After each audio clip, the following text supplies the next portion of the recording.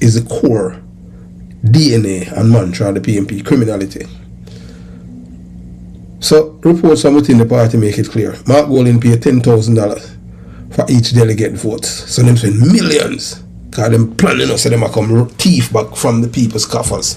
Just like what them do when PJ Patterson was Prime Minister. Lisa Anna paid $7,000 per vote. So it wasn't about policies, principles, or patriotism. It was a bidding war for power. And the man with the deeper pockets and foreign millions prevailed. It no matter whether Lisa Anna or Mark Golding, I see him think the man promote the Rear Admiral behavior. Because you have a man named George Soros.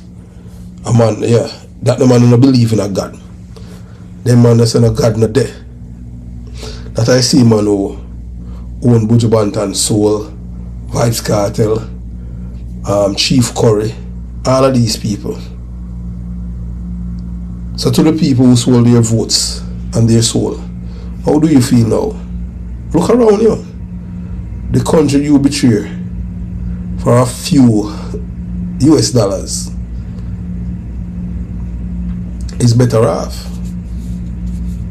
It's not drowning in crime, corruption, and hopelessness. You traded your children's futures for 30 pieces of silver.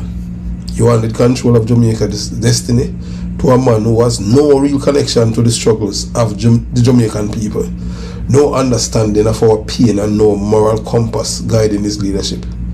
Remember, you know, Mark Golding don't even have a house at Jamaica. The man have nothing to declare in Jamaica, and the people them still vote for him. So make it make sense. These people now, them are traitor. These people are dangerous. These are not Jamaicans, you know. These people are them worse than snake. Mark Golding is not a product of Jamaican struggle. He's a foreigner with a political agenda. Use money and manipulation to control the poor.